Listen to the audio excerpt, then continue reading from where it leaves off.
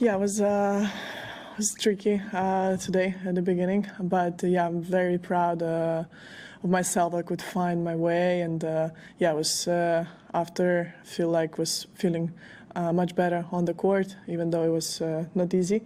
But yeah, I'm very happy with the way I came back into the match and finished it in 2 sets. All right, questions? Yeah. Congratulations on the win. I just wanted to ask about the message on the camera lens. I think you wrote "Spirit of Ukraine." I just wanted to get your thoughts on, why today, why that message, and yeah. Yeah, well, I mean, as I said in previous interview on the court as well, that this fighting spirit that I have is completely a Ukrainian spirit that I try to show, that I try to represent as well, especially now these days in a very difficult days for Ukraine. It's almost been 3 years that the war is ongoing, so of course it's on a daily basis a very heavy rucksack that all Ukrainians have on their backs. So for sure, for me, to find a way to win matches, to find a way to bring a little light, a little win for Ukrainian people is something that I feel I am responsible of, and to bring the fight is the least I can do. I was going to say, do you feel that sense of, I guess, responsibility to remind people that there's still a war going on? Yeah, for sure. I mean, as an athlete, as one of the top athletes of Ukraine, I feel like I should use my platforms, I should use my voice at the maximum that I can to raise awareness, to raise funds for multiple different kind of directions of what our Ukrainian people are in need. Yeah, I feel like sometimes people, they forget that there's still the war, that we still need help. And yeah, just for me, very important to show the resilience, to show that I'm here to fight no matter what, and I want to represent this spirit. All right, Simon, and then here. Yeah. Congratulations. When you mentioned on court about the surgeries and the toughness of coming back from that, how does it feel to now be sort of, I don't want to jinx it, fully fit and healthy, and you're showing the result of that?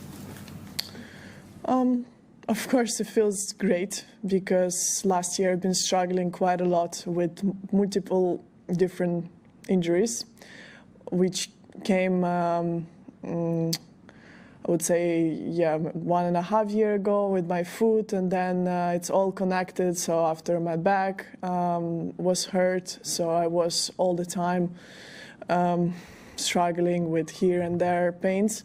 And right now, when the surgery happened in September, I had the real time to really to rest, to do different procedures for my back, have meetings with the doctors, and really try to take care of it. Also, I took some time to strengthen all the parts that I had to, because the season is very long, so sometimes you don't have this time to really stop and invest in your body.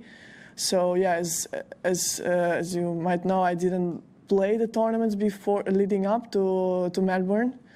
So just to win few weeks to gain more strength to play exhibition match, to play some practice matches. So yes, it's really important for me to prioritize my body right now, and to really prioritize my body. I've been trying to do it last year, but when you're already injured, it's very difficult to do, especially with so many tournaments going on, and yeah, sometimes it can be really challenging. Okay, we'll go here and then Courtney. Yeah.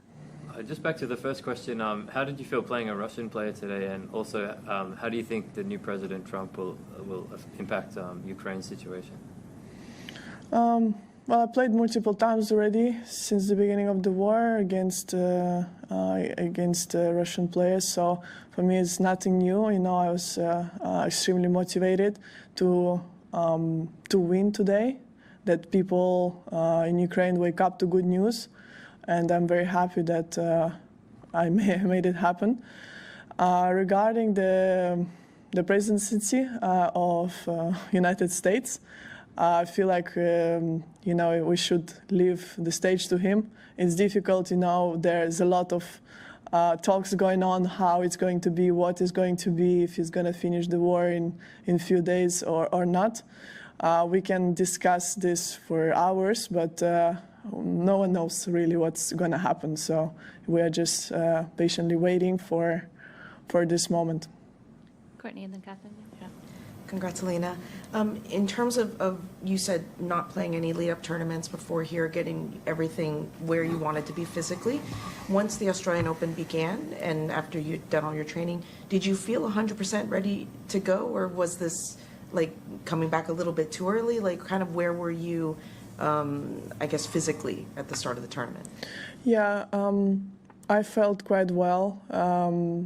When I landed in Australia, I played matches, practiced with very good top players, and I felt very good. This was a good sign, and also gave me a lot of confidence to, let's say, in the first few rounds, you know, I was not thinking too much about the injuries. I was just enjoying myself, being pain-free. And of course, you know, there are still little thoughts in the back of the mind. But to be fair, with all the matches, all the 4 matches that I played here, I'm really happy with my fitness. I'm really happy with the way I've been handling like tough physical matches that I had. So yeah, so far so good. Catherine and then Tumani. Hi, Elina, congratulations. When Gael won his last match over Taylor Fritz, he was in here and he kind of laughed at the idea that he could win the tournament. I just wondered how you feel about the idea of winning the tournament and of him doing the same. Well, to be fair, you know, it's still very far from it, and I don't like to speak about it too much because there's still many matches, and now it's actually where the tournament starts, where everything starts now, because now you have super tough matches. You're playing against top players. You're playing against the players who've been here for many times and know how to deal with different kind of pressure situations.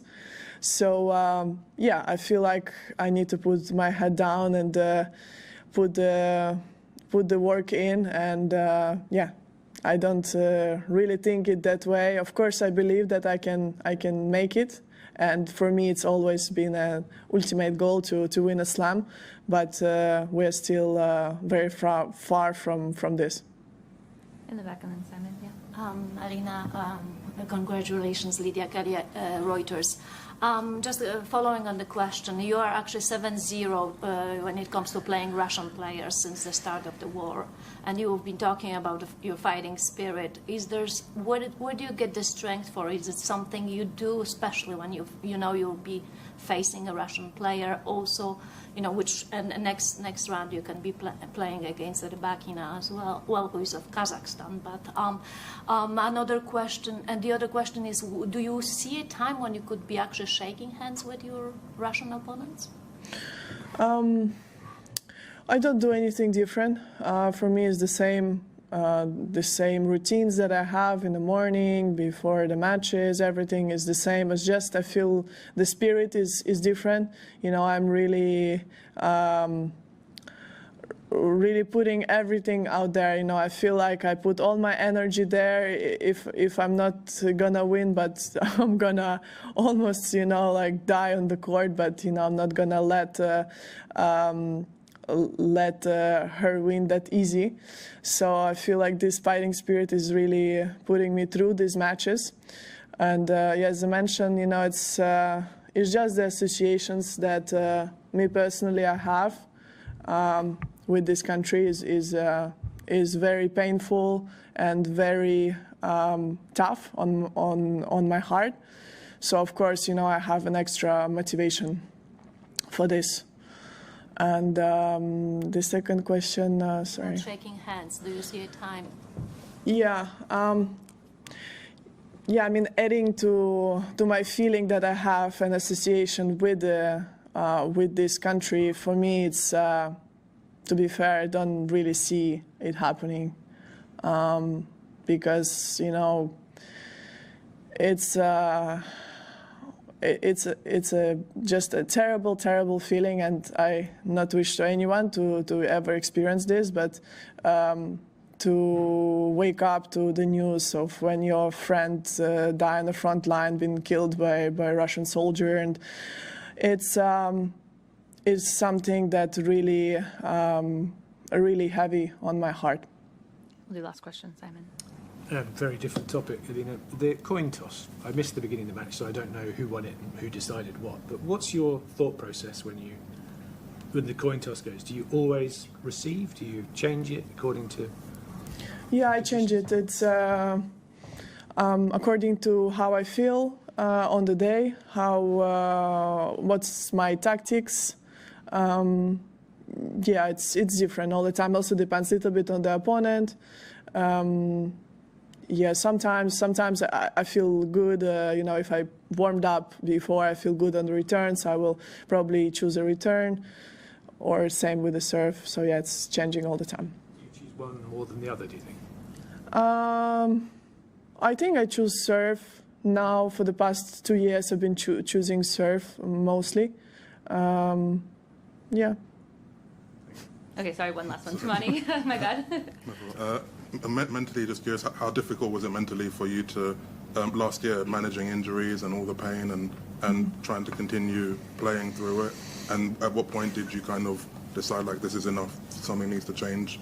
And also, were you kind of nervous before your first surgery? Yeah, I was. It was already too much. I should have stopped earlier last year. I waited too long. I wanted to play more matches. I injured again a little bit more my foot in Monterrey. So yeah, my first 2 rounds were really, really crazy in the US Open. To be fair, I don't even know how I won them. The first match, I had so much pain, I couldn't walk the next day, so I didn't practice at all.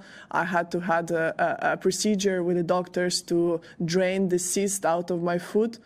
I mean, I don't think that you do that during the Grand Slam, but then actually with the painkillers,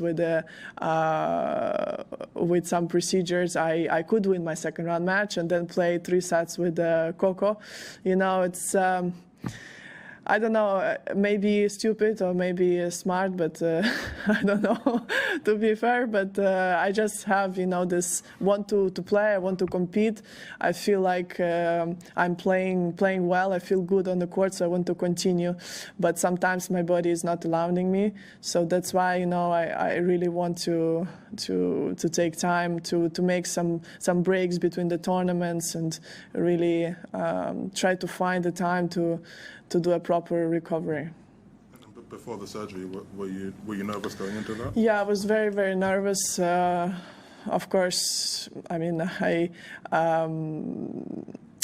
after, you know, giving birth, you would think that everything is fine, but actually to have a general anesthesia is something like scares you for the first time, because you don't know what to expect and you don't know how it's going to be. Yes, I was very nervous. Also, I guess when you are a top athlete, you are worried a little bit if you can come back to the top level, if you can actually move after, or if you can like break on your foot afterwards, because now I have two screws in my ankle, so it sounds scary, but yeah, it's of course you have doubts, but I guess with the confidence of winning matches, of the confidence of moving well, and yeah, with the team as well, I'm really, really happy with my team right now. They give me confidence. We work through tough moments, and yeah, it's a mixture of everything, but it's just about the confidence, I guess.